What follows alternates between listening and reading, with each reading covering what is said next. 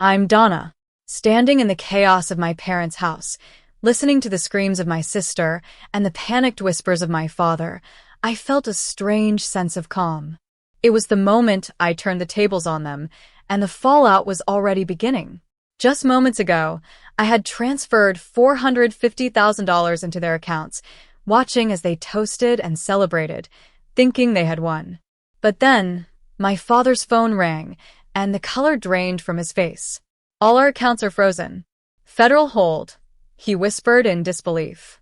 I stood up straight, my voice steady. "Yesterday, I filed an IRS whistleblower report. The ledger flagged your accounts, and that transfer triggered an automatic freeze." My sister let out a scream, and I knew the loan sharks were closing in. "You're trapped between the IRS and the mob," I said, and walked out as the chaos erupted behind me. It all started when I buried my young son, Tom, alone under the sweltering Miami sun. The humidity was suffocating, and I kept looking for my family, but they never came. Instead, when I finally got a message from my mother, it was a link to a luxurious beachfront property, the price matching my son's life insurance and trust fund exactly. Driving home in silence, with the white lily's sickly sweet smell filling the car, I felt a cold clarity wash over me. I sat down at my laptop and started to dig. I found out they had ordered the funeral flowers 2 weeks in advance, meaning they knew they wouldn't be there for me. The last shred of hope that they loved me snapped. I remembered my family, my parents, Carl and Lisa, and my sister, Bella. Carl was a self-centered man who always thought he was right, and Lisa was manipulative, using fake sympathy to get what she wanted. Bella was a social media influencer, always looking for the next big thing, and never grateful for anything I did for her. Over the years, I had been their financial safety net. For years ago, when Carl retired early to enjoy life, I started paying their second mortgage. Every month, $2,000 left my account. When I landed my first big contract as a botanical illustrator, Lisa called me in tears, saying they were going to lose the house. I felt guilty and paid, but Carl just nodded and said, "Good girl. At least you're useful." Bella was no better. She wanted to go to Bali for her birthday to boost her brand.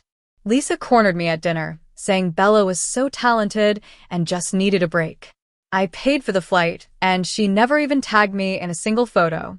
And when she totaled her Mercedes in a texting accident, I paid the deductible because Carl was worried about his credit score. They used intermittent reinforcement on me.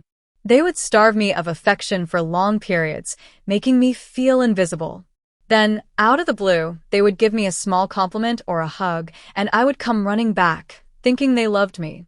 But after Tom's death, a package arrived at my door. "Lisa texted me, sent you something to help. Love you." I opened it, hoping for comfort, but it was a box full of their unpaid bills. That was the final straw. A few days later, they came to my apartment. Carl barged in, checking my fridge and throwing out expired food, trying to prove I was incompetent. Lisa looked at my paintings on the wall and said they were obsessive and that I was spiraling. They presented me with a voluntary conservatorship, saying they wanted to save me and manage Tom's trust fund. If I didn't sign, they threatened to have me committed, forging evidence to back their claims. I knew I needed to fight back. I hired Eric, a smart lawyer, and his aunt, a retired judge named Grace. They found out that Bella had racked up $400,000 in debt at an illegal gambling ring, and Carl and Lisa had co-signed.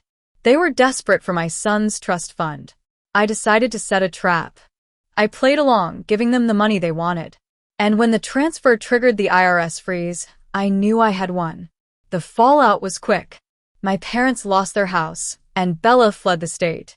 I received a whistleblower reward, which was enough for me to start over. I used the rest of Tom's trust to create the Tom Smith Astronomy Scholarship. I didn't lose my family. I finally stopped carrying their burdens. And that's how I learned to let go.